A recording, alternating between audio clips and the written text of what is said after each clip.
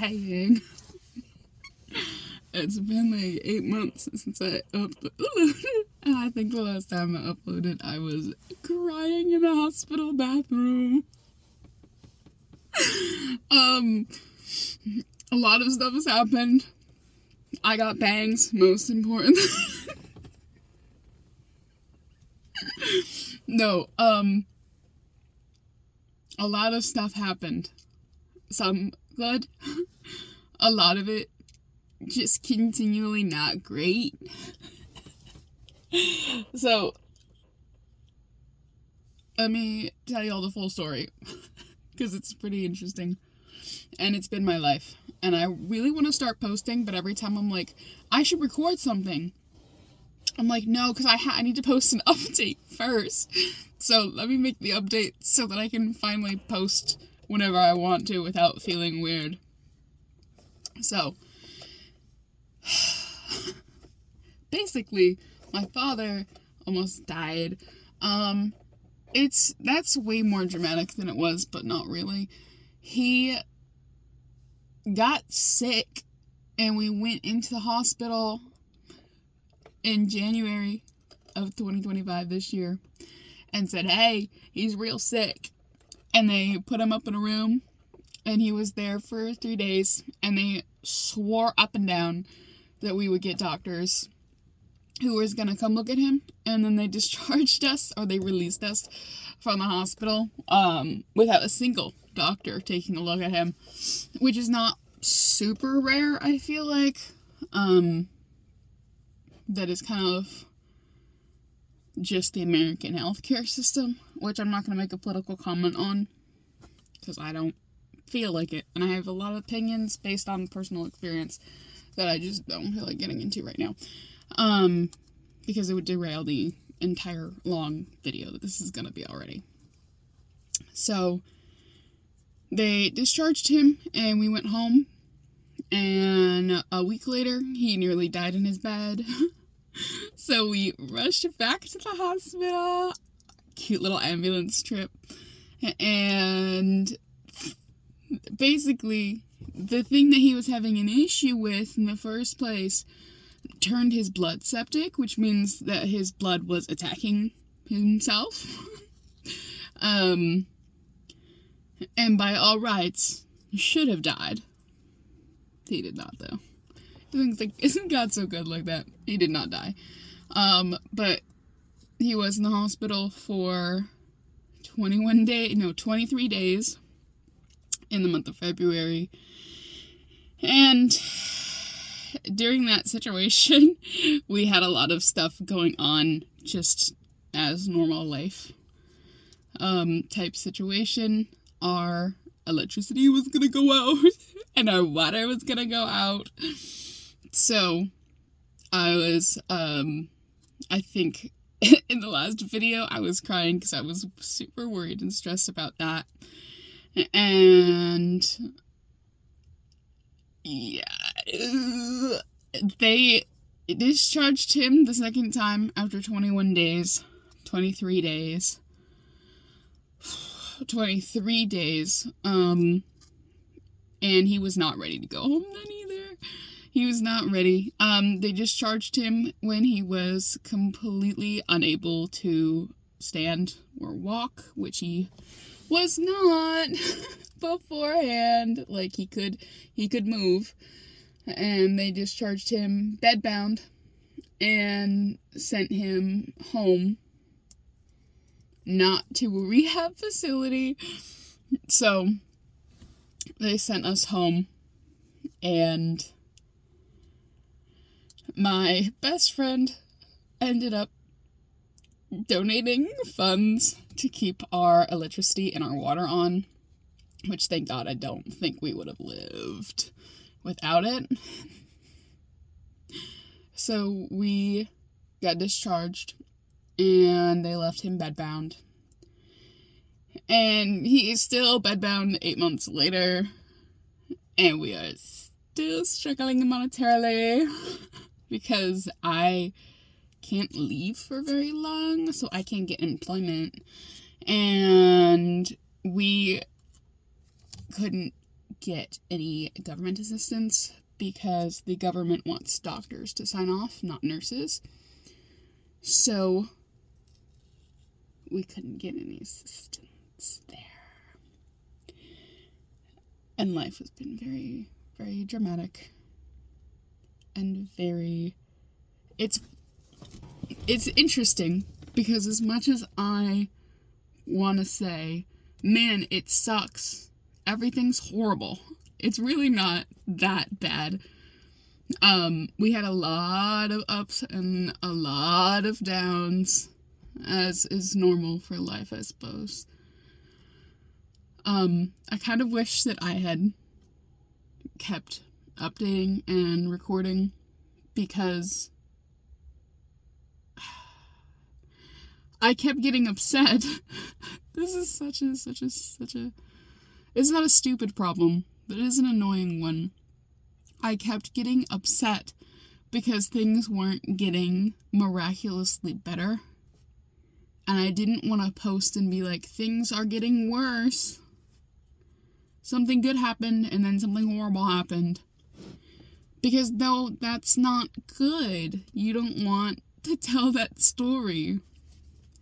And now I wish I had, because it's important to be like, yeah, bad stuff happened, but we're still living, baby. Because a lot of really good stuff happened too. I got a car. My mother ended up sending me her car, completely for free. And now I have the ability to go and pick up groceries. And I can go to my friend's house a few times a week. And I can go to church. And it's really, really quite pleasant to have a vehicle. We haven't had a vehicle for 6 years. So it is nice to be able to travel. I missed being able to move around freely. And I still can't really, just because I am required to be at home since my father is bedbound and I am the primary caregiver. But that's the update, I suppose.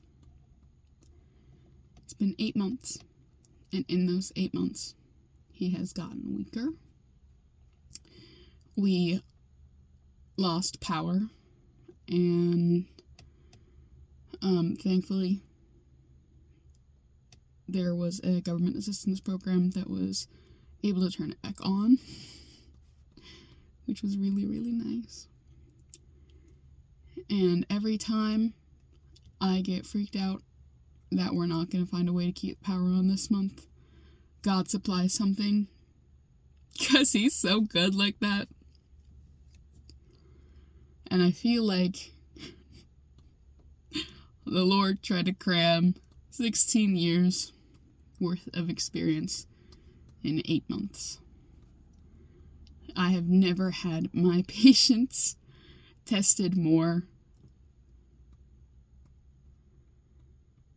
There is something truly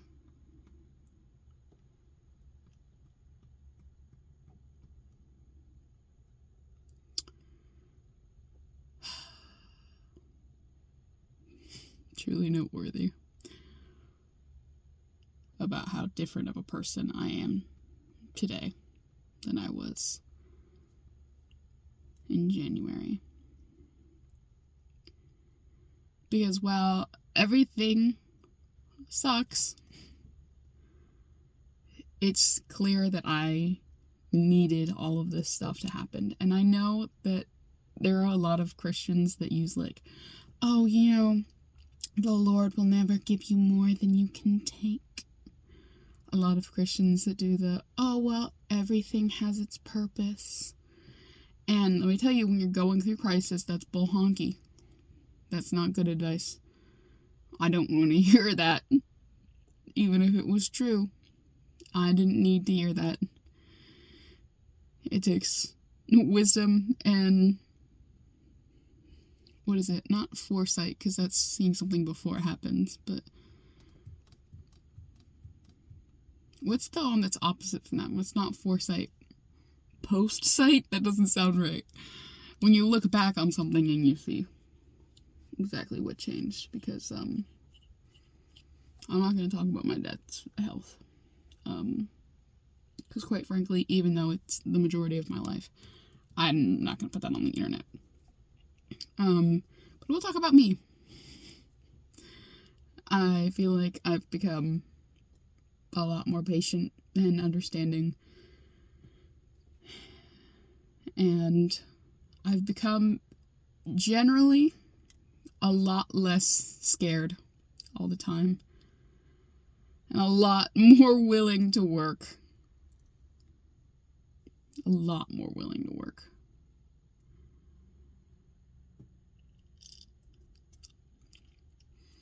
Because now that I can't have a normal life, that's really all I want. Oh my gosh. There's something so intently, I don't know if intently is the right word, something so silly about how you desperately want normalcy when you can't have it. Because if I could just get a job at this point, I don't know. It's also really late. It's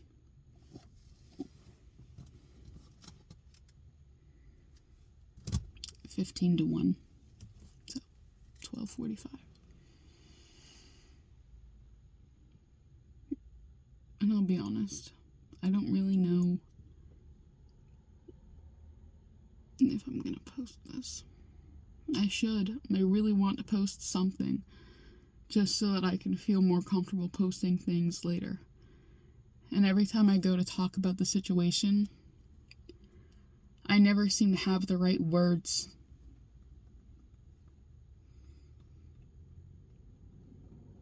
I mean, I can pre-plan a speech all I want, but then when I go to record and I read it back, I'm like, this just doesn't explain the situation, and the only way that I can think of that would properly explain it would be if I had kept updating. But I can't go back in time and change that, so now you're stuck with this. But let's see. We got out of the hospital and we came home, and that was terrifying. I mean, absolutely one of the worst experiences of my life. We came home and I was not prepared for how much emotional and physical maturity I would need to have to handle somebody being reliant on me 24/7. Because I had to do it all by myself because my sister was in college. And it was a real eye-opener for how mature I was. I feel like I cried myself to sleep every night. But I couldn't do it loudly because I had to sleep in the same room as my father because he would need me at night. He still does. The fact that I'm not at the house is a situation I should probably go back soon, but he was asleep when I left, so hopefully he'll be asleep when I get back. And the first night, or the first month rather, I feel like I would wake up in the middle of a panic attack every single morning. I'd cry myself to sleep every night and wake up panicked every morning. And I didn't feel comfortable leaving the bedroom to do things like cook, clean, laundry, things that are necessary for day-to-day life. because I was so afraid that something was going to happen. And I needed to be there 24/7 right next to the bed. And for the first 2 weeks, don't get me wrong, it definitely was that situation. We were both trying to get used to it, and my father is a very hyper-independent person, and this has been horrible on him. It's not like he loves the situation. And, that second month, was also pretty bad. We were starting to get into something close to a pattern, though. He, still had some strength to stand at that point, so he would stand on occasion, but he couldn't walk. And that was stressful and scary. My dad is the strongest person in the world. And I thought, he's been sick in the past. And when I, before this situation, I could never imagine him not being strong enough.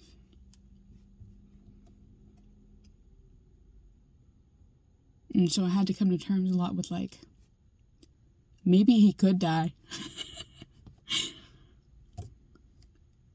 Maybe he could die. And I would have to be the one, the fault would be on me. Which it wouldn't, obviously. But since he was 100% my responsibility to take care of, the fault would be on me. And I would have to call my sister and tell her. And I would have to, plan a funeral. And my dad, who's the strongest person in the world,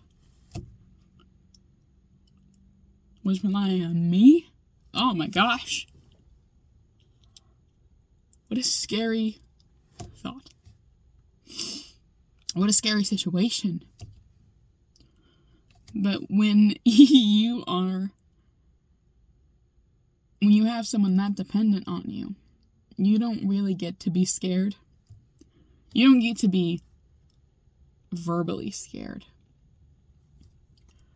Because that person is relying on you too.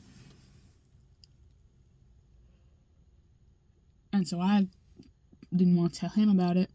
And I wasn't going to tell my sister, who was at college, about it.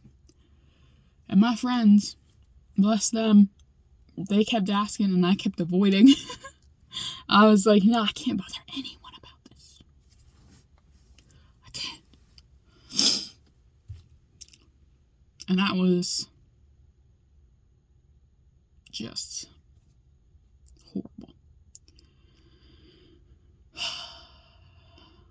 And month 3 is when I was like, okay, Lord, I'm scared every day that our electricity is gonna go out. And if our electricity goes out while my father is bedbound, what am I gonna do? We live in Florida. We live in hot, sticky, humid, no wind, no comfort Florida. If the electricity goes out, he's gonna have a heat stroke. He can't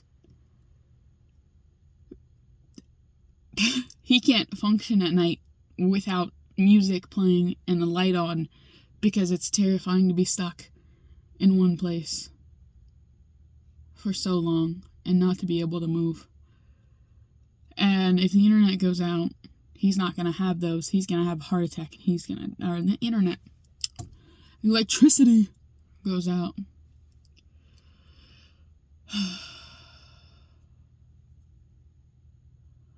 Alright, Lord. I truly don't know what you're doing or why you're doing this. And I know you're not punishing me. But boy, howdy, does it feel like it. And, everything kind of congealed, combined together. And it was quite hard. And then my sister came back from college. Her semester ended. She came back from college. And my mother got me a car. Because her father passed away. And she was able to buy herself a new car. So she sent me this one. And I was able to leave for a little bit of a time. My sister and my father have their own struggles with one another. Sorry, the keys were like digging into my thigh. Have their own things. They butt heads constantly. Not in a mean way. Just in a... It's a hard situation kind of way.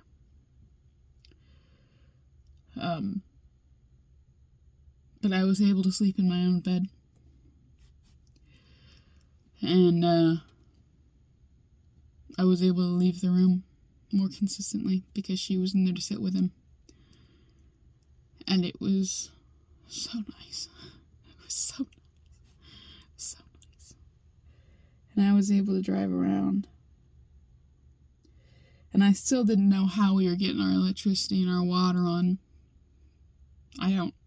Even to this day, I don't know how we had it for so long.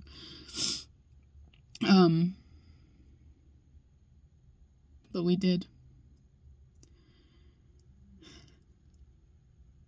And, I was able to go to church, and I started going to this one church. I looked up churches closest to me, and I ended up going to this one church, and I still go there. And, they're absolutely lovely. Pastor and I have a few differences in belief, but I've never been to a location that was so caring, and so welcoming. And I met a really, really, really good friend, and she's lovely. And she actually got us a fridge. Our, everything in our house is broken. Our fridge wasn't running. The actual fridge component, not the freezer, did not stay cool. So the only thing that was keeping our fridge things cold was the freezer. That happened to blow a little bit of cool air down. And it was horrible. It was not good. It was such a struggle because you'd get enough food to last you, and then half the food would go bad before you could use it, and there really wasn't anything you could do about it because you can't just not have food. Don't get me wrong, we did. We did not have food for a minute. I almost forgot about that. For 2.5 months, our food stamps were delayed. For no reason, actually, because we were promised that we would get it, and we sent in several requests, and they were like, we're working on it. Don't you worry. And then it got to the point where, it was like, what am I gonna have for breakfast and lunch? Oatmeal! What am I gonna have for dinner? Potato! It was not good. It was nearly starving. But we eventually got it back. And we got our fridge. And now we have stuff that's cold. Are you kidding? How wonderful is that? We have cold food. And it doesn't go bad after like a day of having it in the house, and we don't have to ration the food out to be like, okay, we got lunch meat for turkey, or turkey lunch meat for lunches, so we need to have half the package today and half the package tomorrow before it goes bad, and we don't have to like cut around moldy food anymore. And it's so, oh my goodness, it's wonderful, guys. It's really, really just amazing. It's so nice. And every time I get upset now, every time I'm like, oh, I can't, life's so hard. It's like, you have food. You have a fridge that works. I'm like, I don't want to do the dishes. You have water. You have water that runs. Why are you so upset, you silly goose? And you know what? It puts life in perspective. It really does. And every time I get upset about a situation, I'm like, you have a car. You have a car and you somehow have money for gas. And that's a struggle. That's an issue. But somehow you have not run out of gas yet. And you have not run out of money for food since that situation. And, like, technically we didn't starve because, like, we had potatoes and oatmeal. And you have friends that care and love about you. And here's the thing. Can you see me at all? Gang. We don't have internet at the house. Can't afford it. It got cut, like, 4 months ago. Which is one of the reasons why I haven't uploaded. I mean, I'm using that as a large excuse because I wasn't uploading in the first place, but we, and got internet. Oh, also, something that's crazy that the state of Florida has, if you're below poverty line, I don't know exactly how to sign up for it. We actually had our, there's a system, apparently, that the fire department runs for the state of Florida. It's like a new thing, which is kind of sweet, where they get you a social worker and they try their best not to make sure you don't die. And she signed us up for phones. What? Now? Oh, my baby texted me. My friend. Those phones load up with 1,000 minutes of talk and 4.5 gig of data a month. Unlimited texting. The texting feature sucks, I'm not gonna lie. It doesn't ever connect. I get in texts like 8 hours after somebody sent it. I can't tell you how many times somebody was trying to get hold of me through text, and I was just like, I have no clue. I got zero clue what's going on. I got zero clue. Guys, it's so hot in this car. I'm gonna have to turn the AC on. It's gonna get loud for a moment. It's so hot.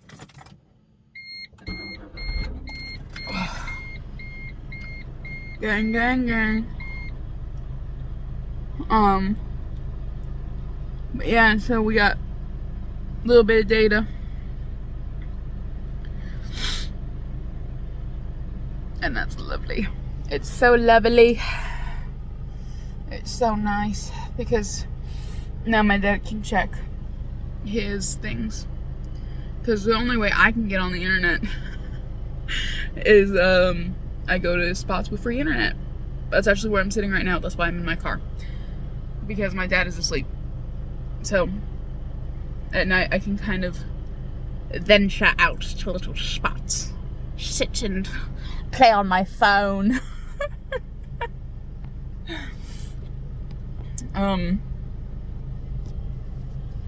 Yeah. I do genuinely, I don't know if I cut myself off. I do genuinely think that he's gonna start walking this month. Do I have any logistical proof for why I think that? No, I just truly do think he will. We recently got in contact with a doctor because he's bedbound, so we can't get up to go to a doctor. And we were fighting for like 6 months to find a doctor that would come and do a house call. And our insurance finally placed us with one, and she came earlier last month, or like late last month, I guess. And she was like, yeah, this is not good for you guys. And we're like, yeah, we agree, dude. This is horrible. She's like, all right, well, I'm going to call some people, and they're going to come over here and try and help you out. And one of those things, this got on my nerves, guys. This got on my nerves. I was so upset because when I was in the hospital, I fought tooth and nail with every person that came into that hospital room to be like, we need PT to come to the house once we get discharged. And they're like, okay, well, your insurance doesn't cover that. And then we got out of the hospital, and I kept calling the insurance place, and I was like, please, can we get PT to come to the house so that my father can walk? And they're like, no. So I was like, well, crap. I don't know what we're gonna do. So we have no PT. And then our physical therapy, for people who don't know. And then physical therapy. And then this doctor comes over and she's like, you guys don't have any physical therapy? And I was like, well, I wrote a script for like the one you go to, but we can't get there. And she was like, that's weird. You should have somebody come here to do PT. And I was like, I know. I'm aware. And she's like, no, I mean, like, your insurance covers it. I don't know why you don't already have that. Our insurance what now? She's like, yeah, your insurance covers that. Great. So what you're saying is that we could have had this. We could have had someone come and help, but he still had the strength to stand by himself. That's what you're saying. 8 months ago, we could have had somebody over here to help. Oh. You know how much different my life would be if 8 months ago physical therapy came and helped him stand and strengthen his legs. I mean, don't get me wrong. I'd be a different person because, like I said, you learn a lot about having when somebody's so physically dependent on you and emotionally dependent on you. You grow a lot because you don't really have a choice. And so I know that there's a reason that it happened this way, but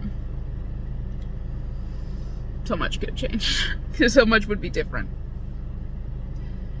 Got me pretty upset when she told me that. Obviously I wasn't upset with her, and I waited until she left to call my friend and be like, this is oh my goodness, I'm gonna crack. Yeah, apparently we're supposed to have somebody, physical therapy, come and help, which is so exciting. I really, really hope and feel like he's gonna start walking this month. And that will be lovely. Not that I'm upset that I take care of him. I'm not. I'm happy that he has somebody who can do it. And I'm glad that I learned a bunch. And I'm glad that I'm a different person than I was 8 months ago. But it will be so nice for him to have his dependency back. His independency. You know what I'm saying. And I'm so excited for it. So excited to get a little bit of normalcy. I can't wait. I can't wait, guys. It's gonna be so exciting. But I wanted to post something. And as you can tell, there's like no script. There's no thought process. It is just I want to post something. So I did. I actually have to get up kind of early tomorrow, all things considered. One of my friends I haven't spoken to with in a hot minute, she is gonna take me to go see Hamilton in theaters. Hopefully. I'm so sorry about that. The face, I don't know why I'm doing it. I'm tired, I guess. Yeah. If you sat through this, if you didn't sit through this, okay, love you. Bye.